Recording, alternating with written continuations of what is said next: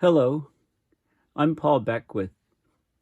In this video, I'm going to talk all about the phenomena known as a Duresho or Derechos.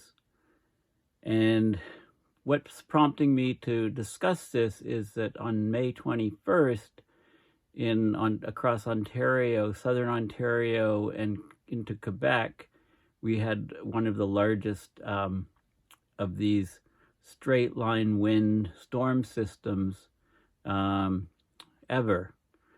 So what happened is that a line of storms developed in the U.S. from a heat wave, crossed the border, and went through Ontario into Quebec from Sarnia, basically to Quebec City, a path of about 1,000 kilometers.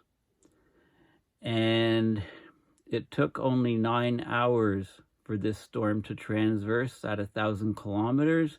So just doing the math, that's about 110 kilometers an hour average speed of this storm system. Of course, these straight line winds, which reached hurricane strength in locations, caused tremendous damage to towns and homes and trees and forests, etc. In this region. I think there was 11 people killed total. Ottawa was hit exceptionally hard. One of the things about these events is they tend to trigger tornadoes. For example, an EF2 tornado spun off and hit Uxbridge, Ontario, which is just north of Toronto. And also in a number of different regions, there were probably other tornadoes spun off. That's still being examined by a group called the Northern Tornadoes Project, which is based at Western University in Ontario. But also you get lots of downdrafts, and one downdraft, although straight line winds were recorded to be 120 kilometer an hour at the Ottawa airport, also at the Toronto airport, there were 4 major transmission towers, power lines, the big huge ones, metal structure, very, very high, reinforced. There were 4 of those that were crumpled in one part of Ottawa. And in order to crumple them like that, it required 180 to 190 kilometer an hour winds, and it turns out it's been assessed that that region actually had a very, very strong downdraft, which caused these. So you get this cold air dropping from the sky, going down to hit the ground, spreading in all directions, with these very, very high wind speeds. And that knocked out power across Ottawa, which, many people were without power for several weeks.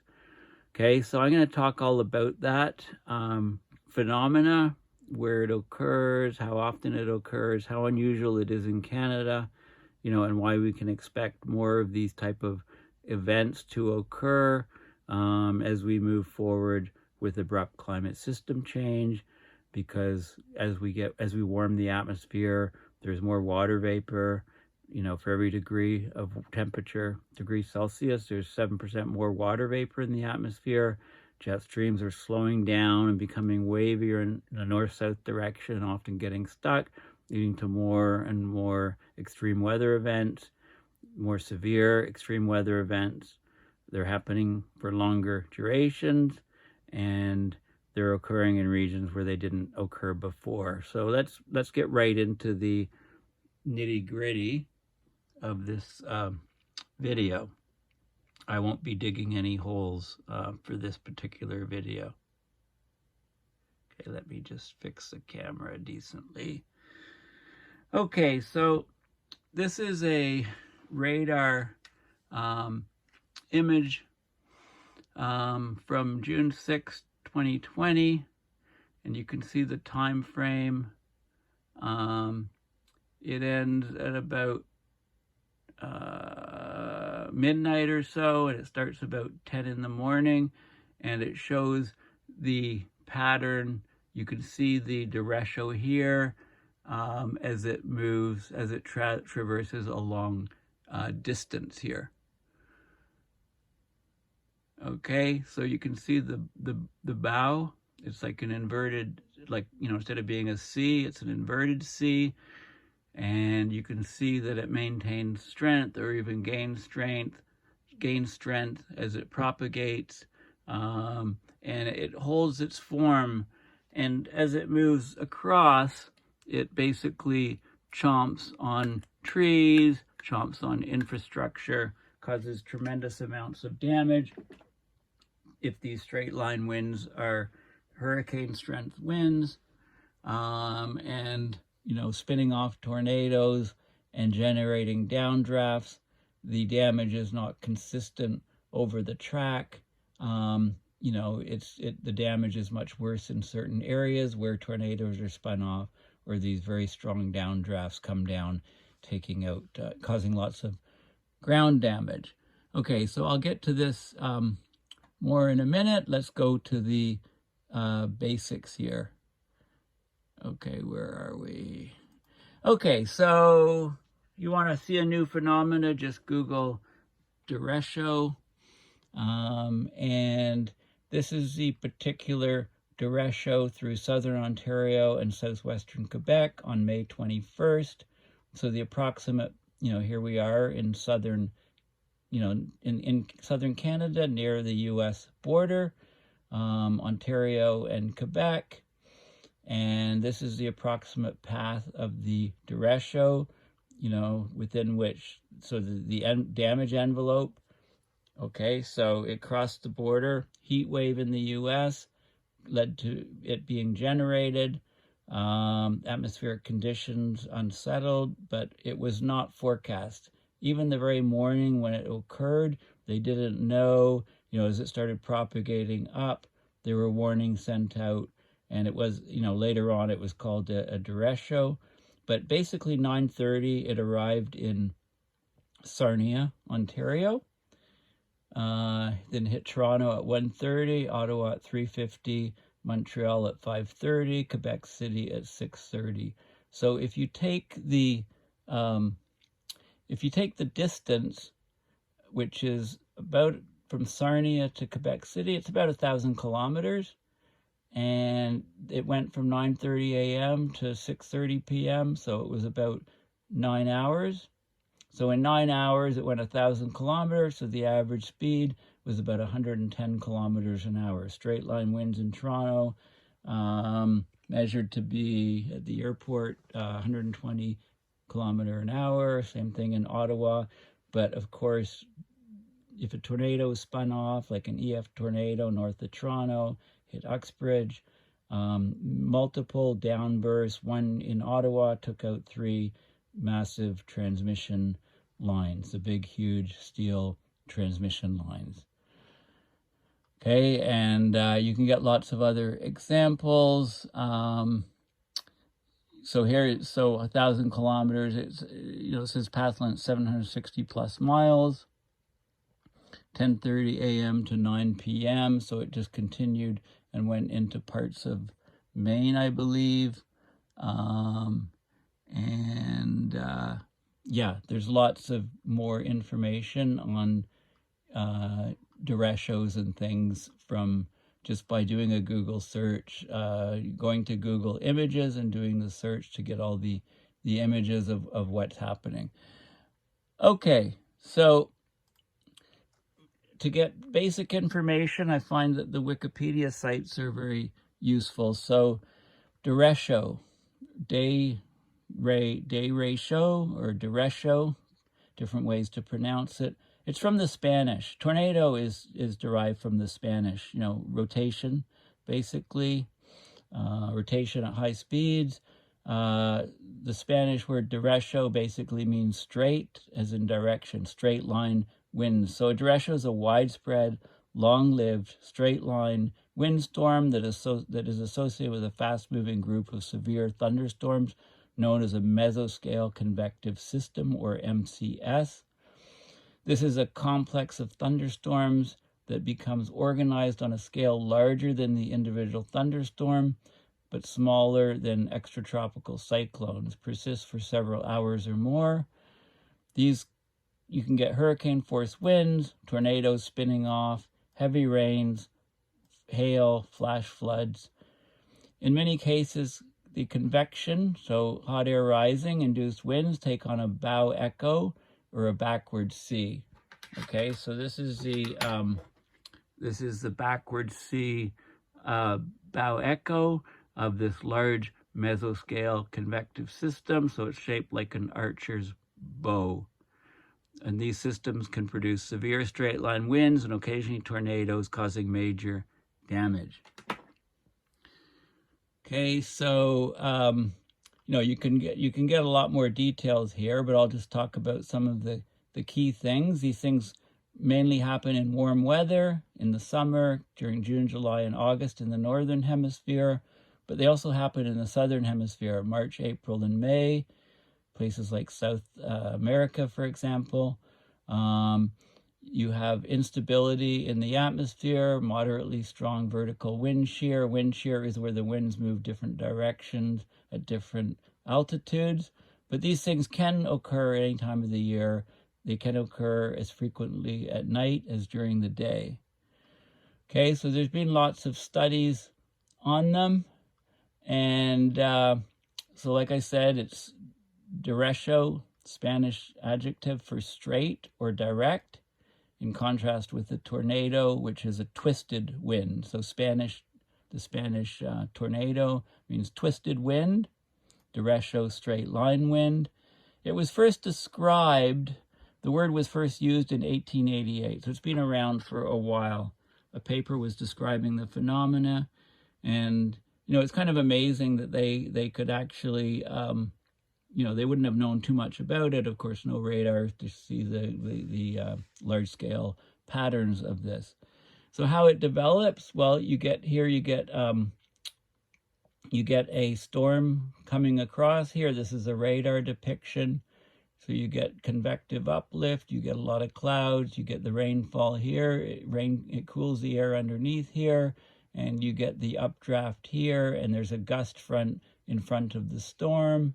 As many storms combine into these mesoscale convective systems, they self-reinforce each other as they travel, so it maintains its general shape as it travels, and everything gets stronger, and you get a very strong gust front here, and here it is propagating further, and then this beast can actually propagate for long periods of time, like the full day, and travel vast distances, 1,000 kilometers in the case of the one recently in Canada.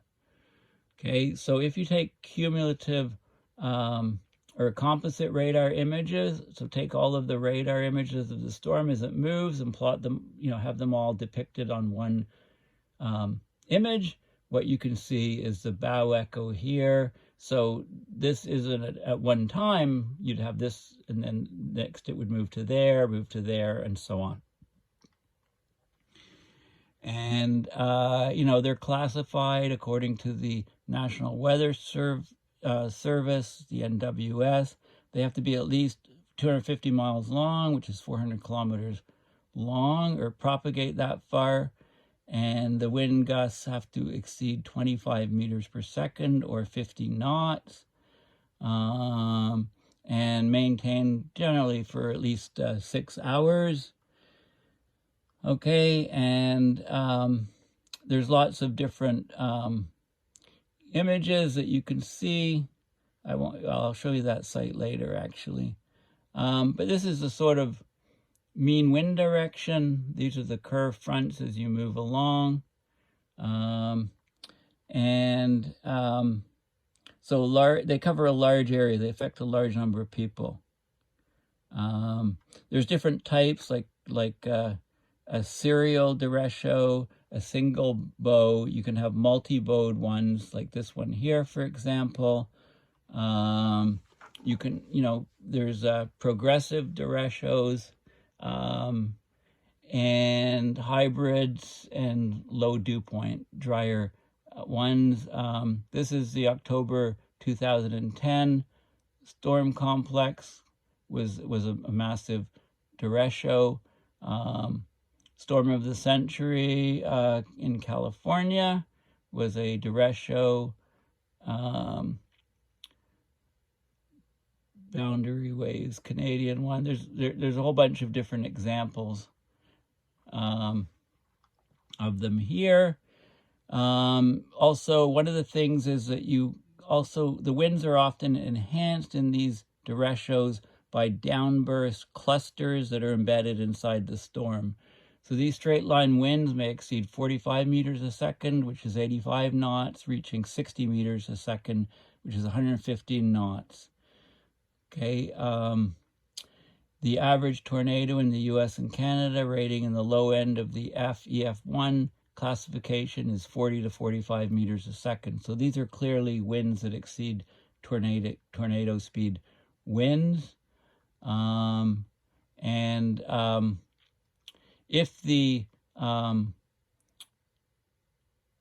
derechos get extremely severe, then there's actually a point of diminishing return in terms of tornado formation. So no tornadoes when it's weak, it gets stronger, you start getting tornadoes, it reaches a maximum strength for tornado formation, and as it continues to get stronger, the shear prevents the tornadoes from forming. Okay, so here's a map. Derechos in North America, they form predominantly from April to August. They peak in frequency from May into July. Found mostly in the Midwestern U.S. and the U.S. interior highlands. Okay, so and then during midsummer, they can move further north into Manitoba and northwestern Ontario. Okay, so here's the frequency in the U.S. So 4 derechos every 3 years in this region here. So that's, just over 1 or 1 1/3 per year on average. 1 derecho every year in this swath here. 1 derecho every 2 years in this wider swath. And 1 derecho roughly every 4 years in this swath. Okay, that's sort of the frequency in the U.S. They also occur outside of North America.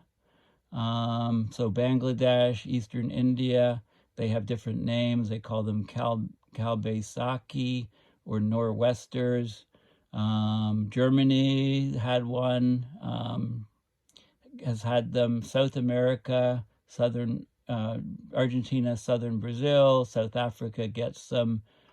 The 60th parallel in northern Canada gets them. Estonia, August 2010, also in China. So here's, a Canadian one, the Boundary Waters Canadian Duresho. It traveled 1,300 miles, 2,092 kilometers, lasted 22 hours. Okay, a massive one. Here's some of the tree damage. This is the a church in Estonia when one hit. Barn in Virginia when there was another Duresho. So this example here, which I showed you already, this is 2 p.m., 4 p.m., 6 p.m., 8 p.m., 10 p.m., and midnight. This is a movement of it traveling 600 miles, over 1,000 kilometers. One of the deadliest and most destructive, fast-moving, severe thunderstorm complexes in North American history. The June 2012 Mid-Atlantic and Midwest Duresho. Okay, one hit Chicago, Illinois, July 11th, 2011. Okay, and left more than 860,000 people without electricity. Okay, there's other examples here. This is the June 2012 North American Duresho, which I just showed you. August 2020 Midwest Duresho. And then there was, there's other ones listed. Okay, so this is a great site to get sort of basics on what is the Duresho, where is it occurred, how strong is it, what damage does it give, etc., etc. Now, the downbursts that can occur, this is a good artist depiction of a microburst. So very cold air can be formed high up. It suddenly drops down very, very fast, hits the earth, and then it has to spread out in all different directions. So, and and when the winds get super high, like 180, 190 kilometers an hour, for example, it will knock down all the trees that are in this area. All the trees will be knocked down and face away from the center. Okay, so from the pattern, the damage pattern of the trees, you can tell that this was a strong downburst as opposed to a tornado. Okay, so a downburst is a strong downward and outward gushing wind system that emanates from a point source above, and it blows radially, that is in straight lines in all directions from the area of impact at surface level. It's sometimes confused with a tornado because it creates tremendous amounts of damage, but you can tell, in a tornado, the wind, depending on which side of the tornado you're on, the trees are knocked down this way or down this way. Here the trees are all knocked down and point radially to the center. Downbursts are particularly strong downdrafts within thunderstorms.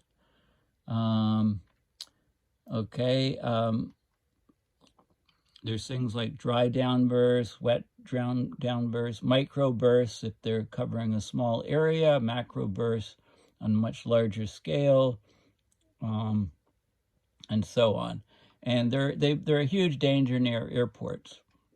All right, strong downdrafts near airports take away lift from aircraft. So this is why we have the spherical radar domes elevated on towers at airports, major airports around the world.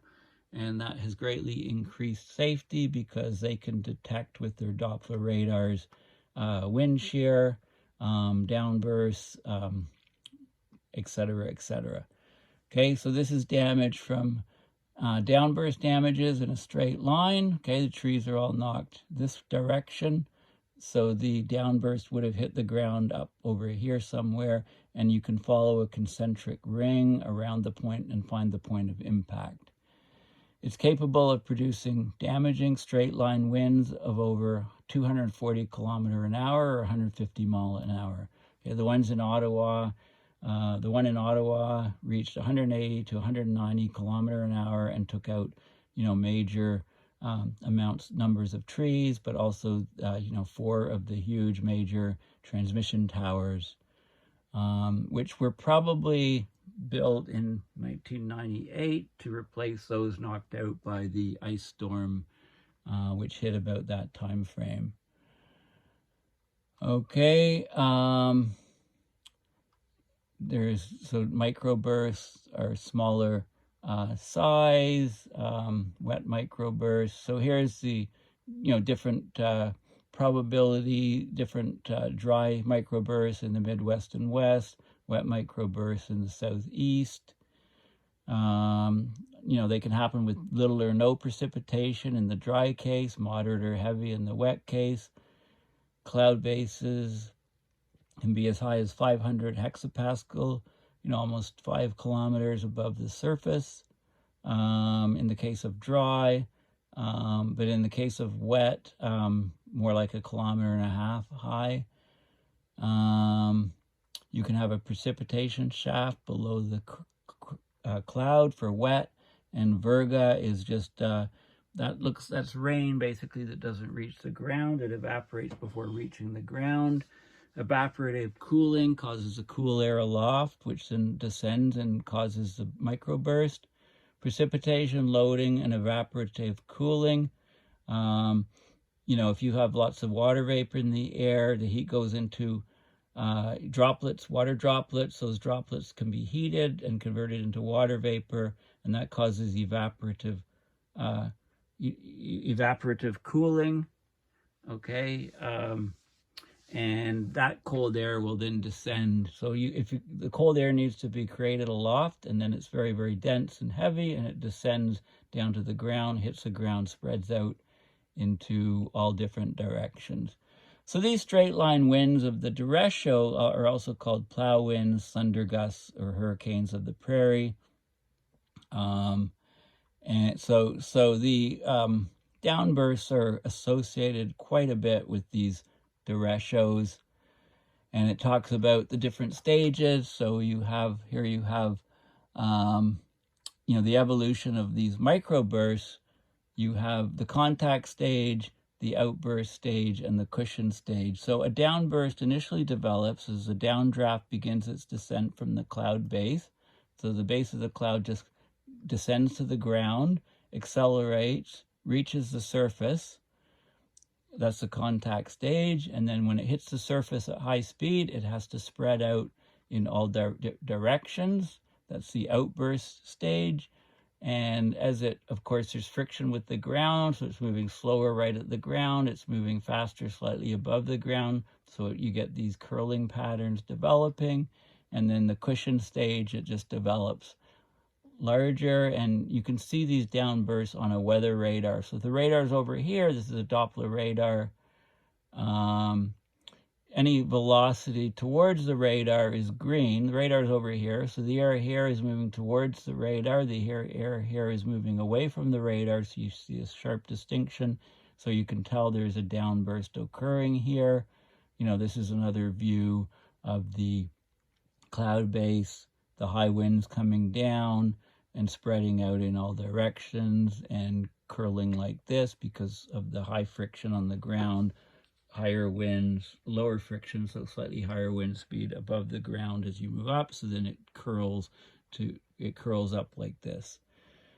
Okay, and here's an image, a series of photographs after a microburst impacted the surface and kicked up the dust. So the downdraft is occurring somewhere over here, and what we're seeing is this part here which curls up. So you actually can see it very clearly in this sequence of photographs. Now the bow echo, this is what we get here. It's like a bow for a bow and arrow, the bow echo here. So this guy here will be propagating this way. And if it may, there's internal forces which hold this thing together and allow it to maintain more or less its shape and structure and intensity as it traverses, tremendous distance across the surface of the earth, and it's moving extremely fast. Okay, so here's the evolution of a thunderstorm radar echo into a bow echo here, developing here. And normally it would, this would kind of break apart into these intense areas, but in the case of a Derecho, it maintains its shape. It's like almost like a soliton. If you think of wave propagation, a wave that doesn't change in shape and maintains its structure is called a soliton. You can look it up, and it's almost like the Duresho has some of that soliton behavior, or if you like, from an optical engineering point of view, like a wave. It's almost like it's in a waveguide. Okay, it maintains its shape as it propagates along this waveguide. Okay, here we go. 1674, the city of Utrecht in the Netherlands was devastated by a storm now thought to be a bow echo storm. Some of the damage to the city is still visible. Okay, so what happened in Ottawa? Well, first, this article from the CBC, what is a Duresho? Why is it so destructive? Canada's last Duresho before this one on May 21st of this year, 2022, was in 1999. Okay, so we don't get them very often. But of course, climate change is shifting conditions. The mean temperature in all of Canada has increased about over 2 degrees Celsius, when the global average has increased about 1.1, 1.2. Canada being a northern country, it's increased at double the rate, with 2-degree increase over pre-industrial. There's 14% more water vapor in the atmosphere, fueling more intense storms. This is Uxbridge, Ontario, a house in Uxbridge, Ontario.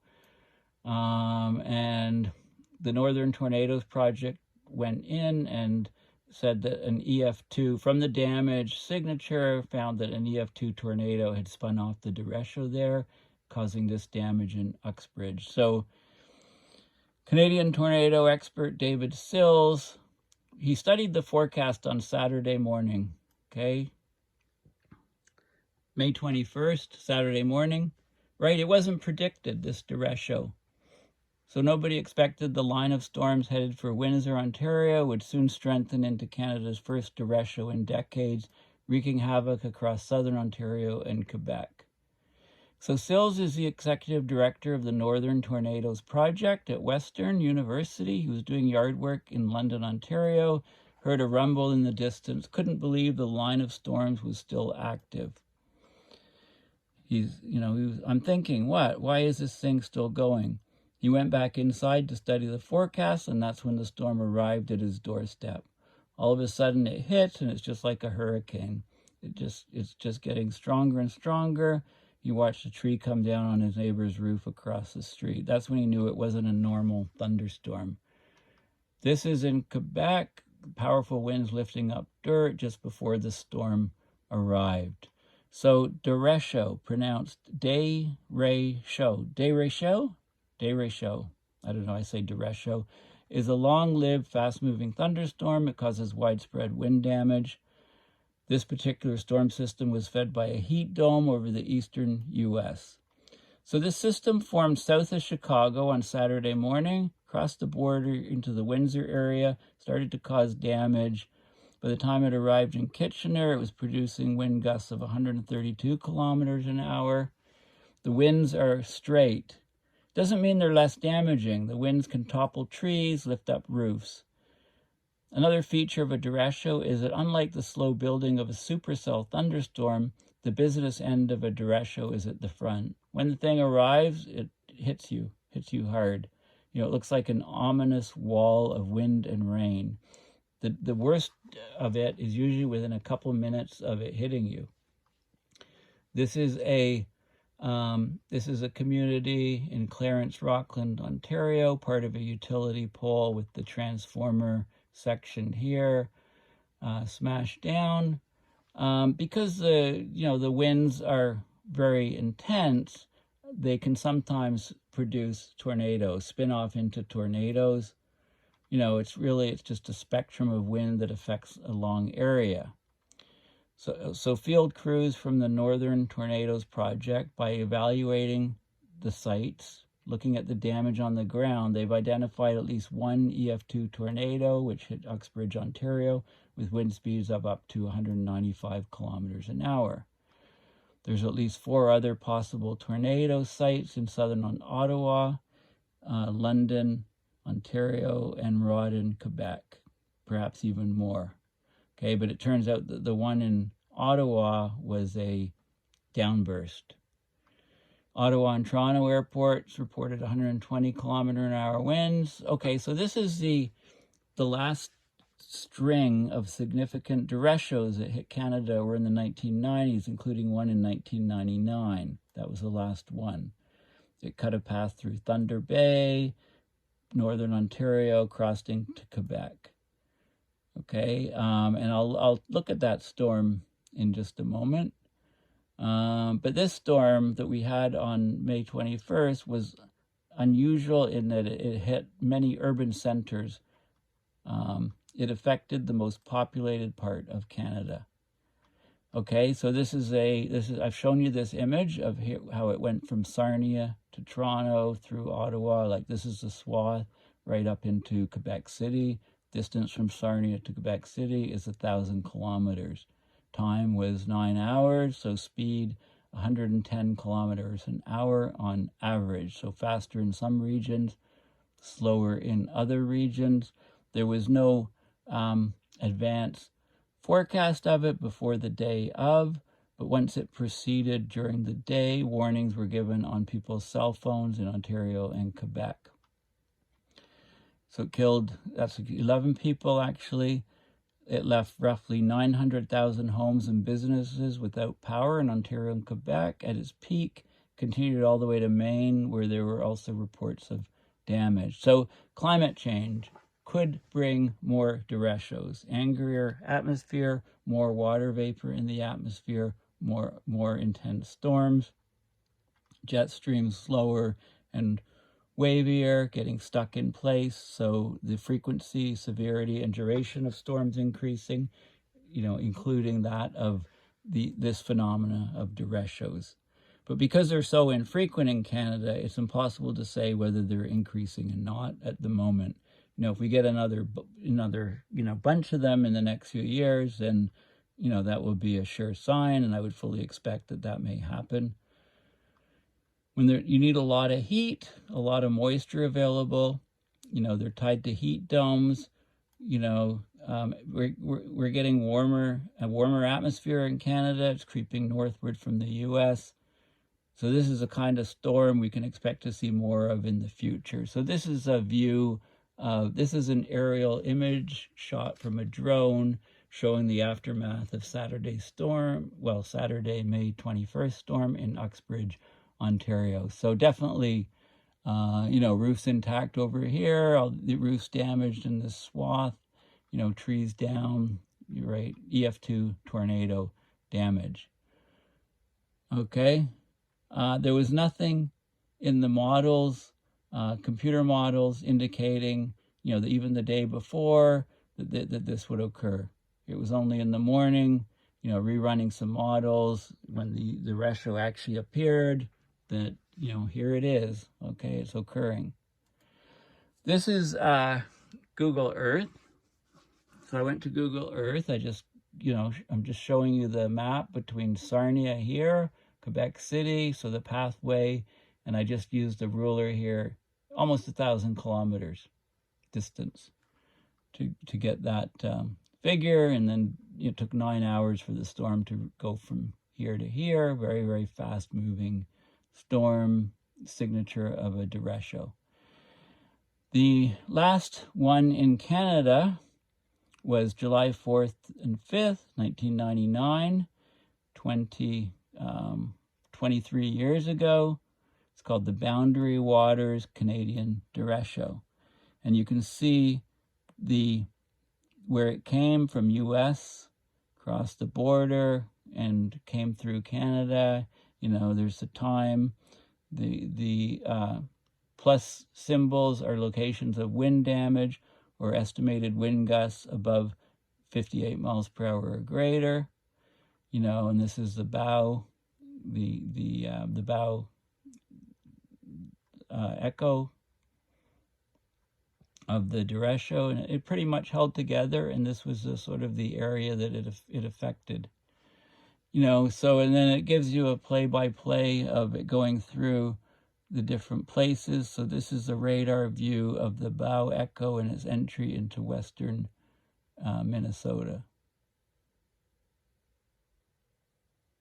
Okay, it doesn't move up and down, back and forth. It moved up this way. They're just rewinding the tape essentially, but you can see not a very strong bow, but you can see, those artifacts within it. Call it a ping pong animation, so back and forth like a ping pong ball. Minnesota, Superior National Forest in northeast Minnesota. So this shows you the red areas where 67 to 100% of all of the trees were blown down in the red area, 10 to 33% in the yellow, a third to 2/3 in the brown. So tremendous amounts of damage to the forests in those regions.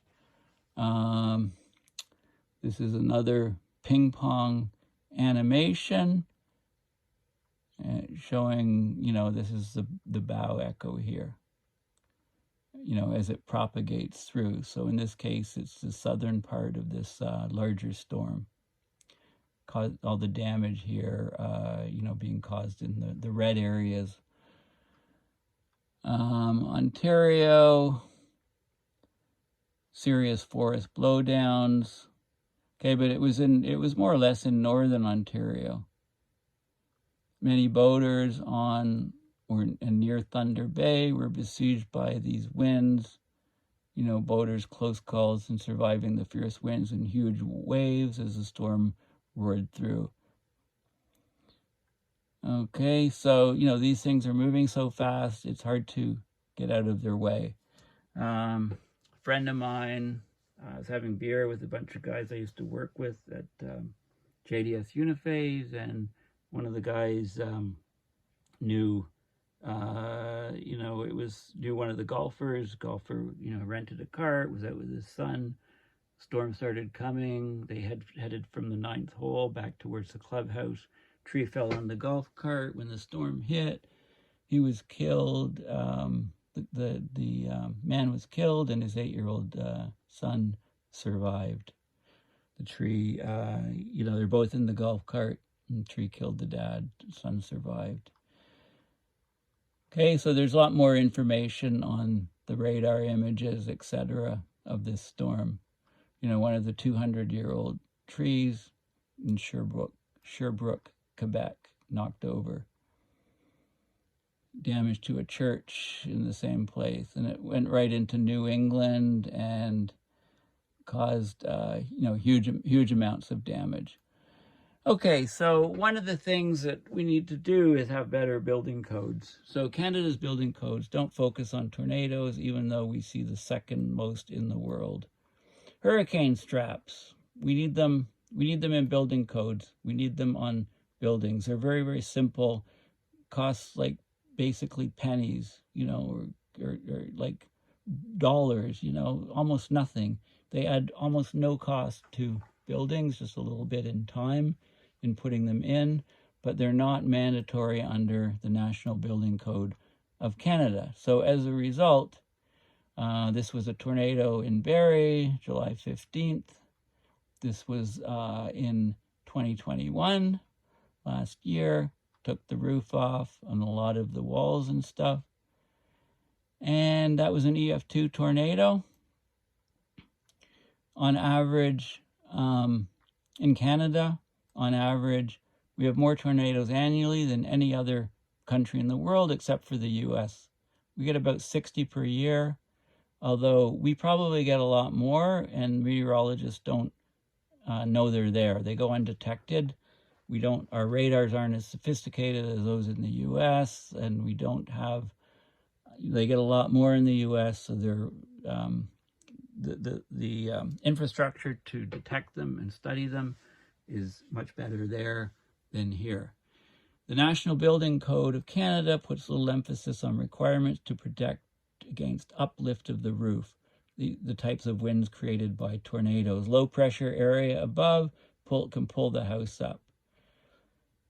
Climate change, they say it's difficult to say whether it can contribute to an uptick in tornadoes in Canada, but you know, I think it's pretty clear that it should. It does, you know, as climate change worsens. So we need to change the building code. So this guy at the Impact Weather Chair, Western University, also with the Northern Tornadoes Project, he's been advocating for hurricane straps in the building code for years and years and years. So hurricane straps or hurricane clips, they're just small metal brackets that secure each truss to the wall, the top of the wall. Adding hurricane straps is less than a couple $100 per house, so I think it's a cost-effective measure. Hurricane straps are effective up to EF2 wind loads. The vast majority of tornadoes in North America are EF2 and less. There's no reason for a house to lose its roof with an EF2 or less. And yet, whenever there's an EF2 in Canada or the US, you see this type of damage where the roof is torn off and goes and probably hits another house, causes additional damage. Okay, and there are some ways where you can, you can go back to a structure. It's very difficult to reach things, but we really need to look carefully at how we can, retrofit a house with clips or something to keep the roof on. Apart from having big, huge cables, embedded into your lawn on either side of the house. And if, the weather gets really bad, you run a cable across from one side to the other side and strap your roof down. I mean, that's obviously, not a practical way of doing it. It would work. We need to have better ways to secure roofs onto houses. So people have been trying to do it for years, but still no luck. This is a Barrie tornado. Again, beautiful house, no roof, right? Where did the roof end up going? Maybe landed on somebody else's house. So if you get hurricane clips on your house, make sure that you get all your neighbors to get hurricane clips as well, so their roof doesn't come flying off and destroy your roof, which is securely in place because of your hurricane clips, right? So, or I guess you could sue your neighbor for not putting hurricane clips on their house. Anyway, what do these things look like? Here we go. Google hurricane clips for roof trusses. So you can see the cross beam here. This is one design here, nailed on this side to secure. Here's another type of design here. This thing's just a little piece of galvanized steel bent here, bunch of nails so it's in the truss, bunch of nails here to support this part of the roof so the whole roof structure doesn't get ripped off. Here's another design. Here's a close-up here. So 5 nails here, 5 nails here, away you go. $100 to put these things on per house. And if there's an EF2 tornado, it's not going to rip the roof off your house. And that roof that's ripped off, that is not ripped off, is not going to go flying and hit somebody else's house, causing catastrophic damage to their house or killing somebody. So here's some images of these clips being used. Very, very simple. Needs to go in all building codes. If you're getting a new house built, just go in there and demand that they put in these clips. Here's another view of them. Okay, very, very simple thing to do. So more on the on the Canada event. Farms and communities in rural Ottawa were particularly battered by the storm. This is, Clarence Rockland, tremendous damage. Friends Farm. Cows are in temporary storage. The cement silo came down. The roof of the barn's completely gone. 4 sheds were destroyed. Here's a farm, so the silo was destroyed and the roofs, etc.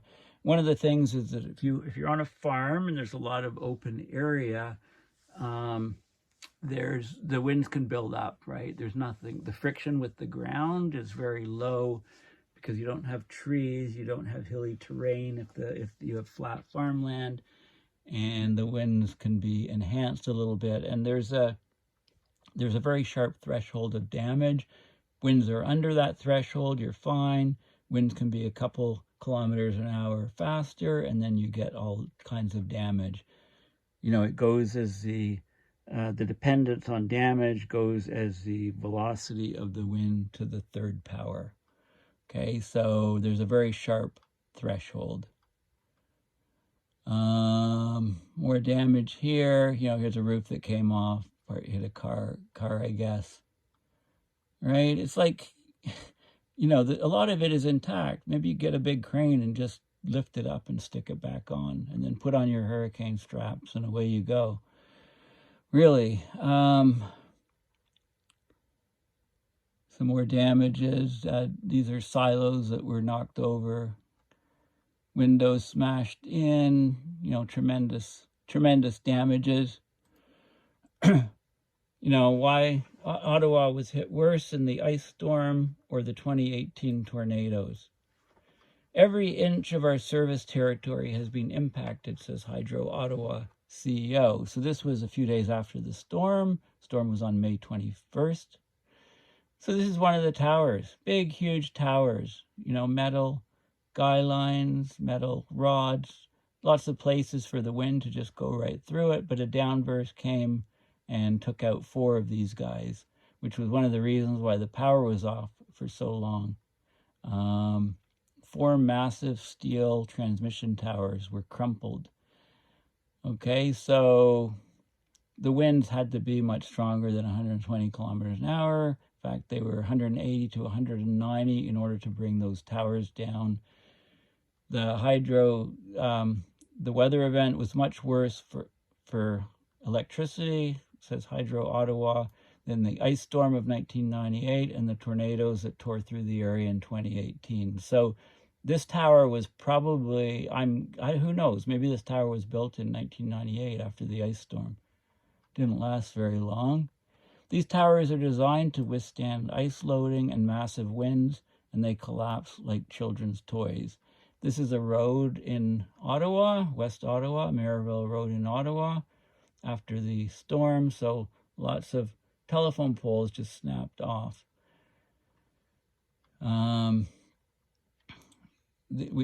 About 4 years ago, we had 6 tornadoes cut through the Ottawa-Gatineau region, wiped out a transmission station, damaged poles on Maryville. Same street looked like this. I remember, but this storm, was much more widespread, caused 110,000 customers in Ottawa without power. Actually, I think in Ottawa it was about 150,000 altogether. And caused, broke hundreds of poles. They say here, 160 to 200 broken telephone poles.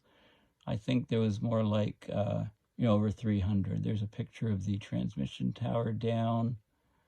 Hydro crews working. There were, wooden poles.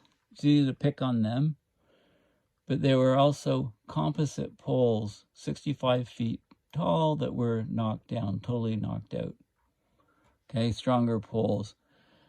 Where do hydro poles come from? If you want to have a look at the wood in hydro poles, there's utility, Hydro One services rural Ontario, largest utility company in the province. It says 1,900 poles were damaged in the storm. Hydro Quebec said 500 poles were damaged. In Ottawa, it was 300 poles, according to Hydro Ottawa. So where did the replacement poles come from? Well, there's a mix of hydro poles that are made of wood, and there's also those that are made of composite materials. So they get both kinds. The wood ones are cedar and pine trees grown in Western Canada.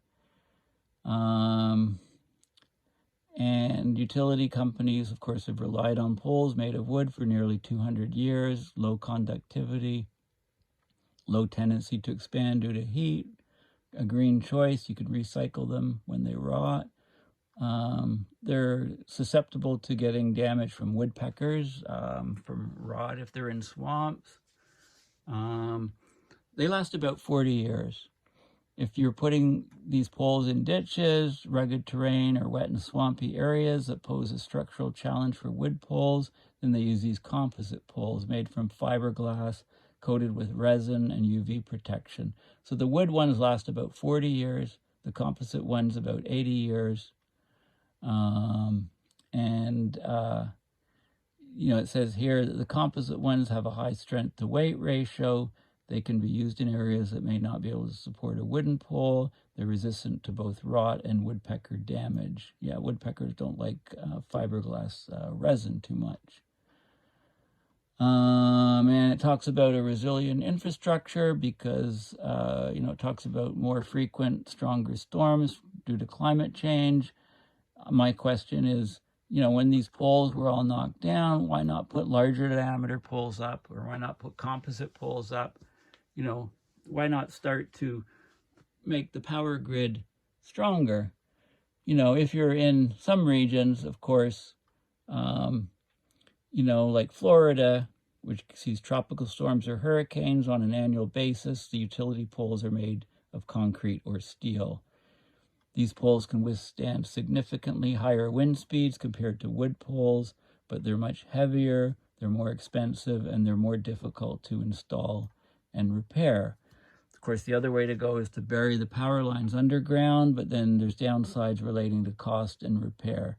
It's expensive to do, but of course it also has the negative that if a failure does happen, it's happening underground, it can take a very, very long time to recover.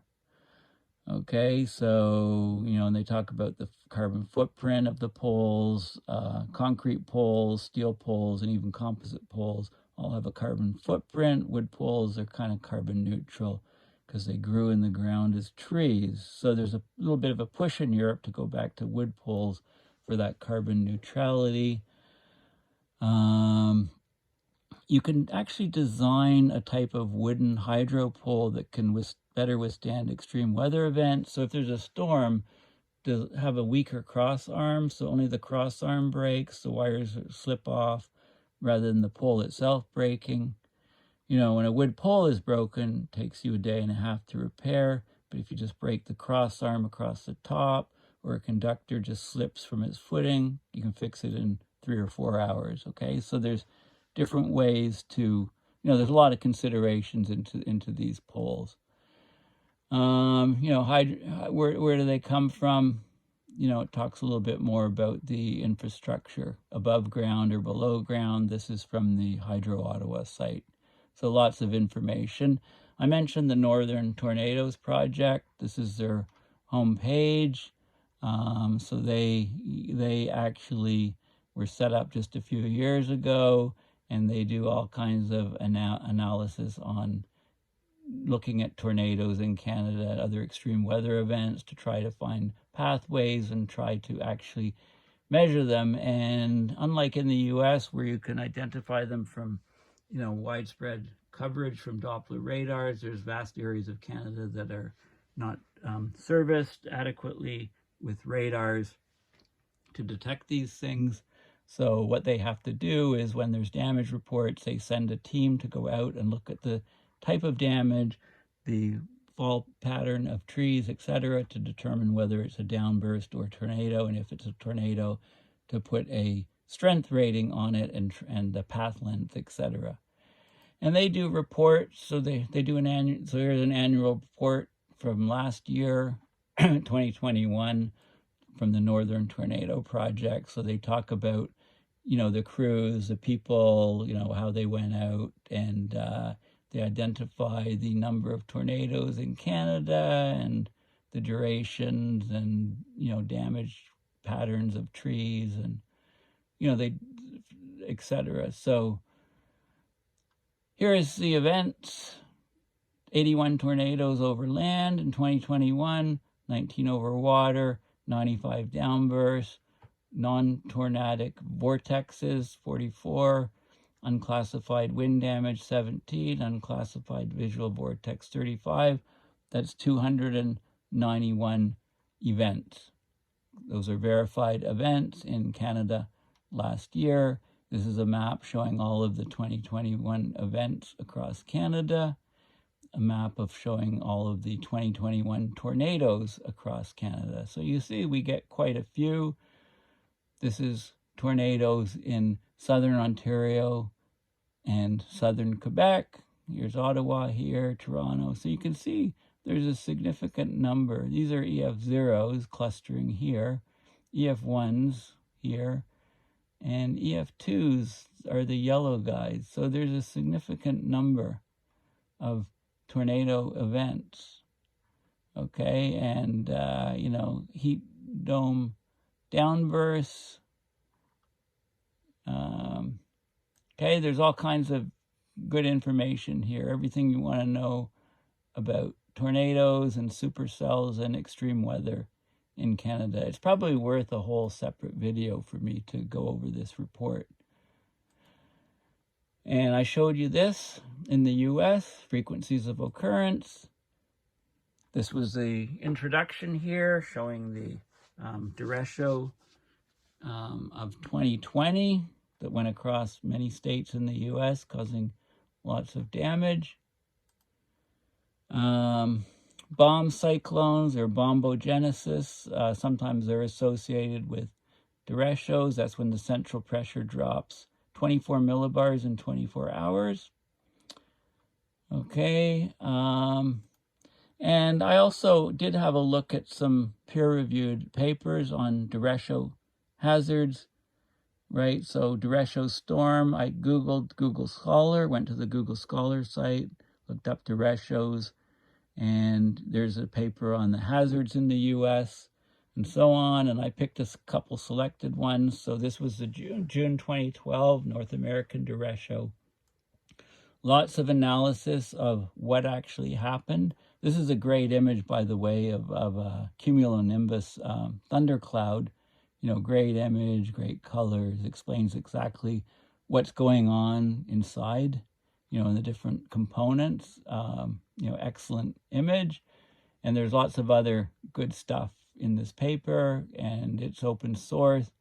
You know, they show how the pressure and temperature changes with altitude, and you know how you can try to figure out the energy in the atmosphere and you know what's sustaining this this Duresho in this case.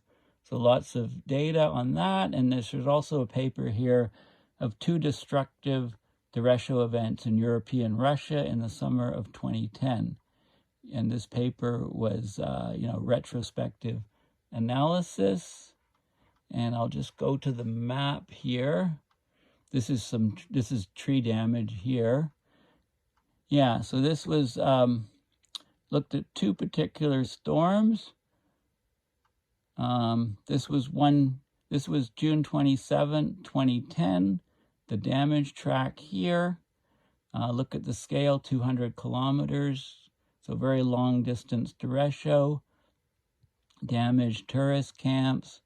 Damaged trees, okay, damaged settlements in the circles. So that's the path of 1. And then 2 days later, June 29th, 2010, or July 29th, 2010, there was another one here taking this path. The same phenomena. Okay, so there's loads of information on these guys, on these Derechos, and you know, Canada had the first one since 1999, and I would expect that as climate change proceeds, this is something that we're going to get more and more of. So anyway, thank you for listening, and please remember to check out my YouTube channel. Have a look at this video. If you ever feel like you're in a deep hole, then this video is for you. And check out my blog, paulbeckwith.net. Please considering donating via PayPal to support my research on and videos on abrupt climate system change. Thanks again, and bye for now.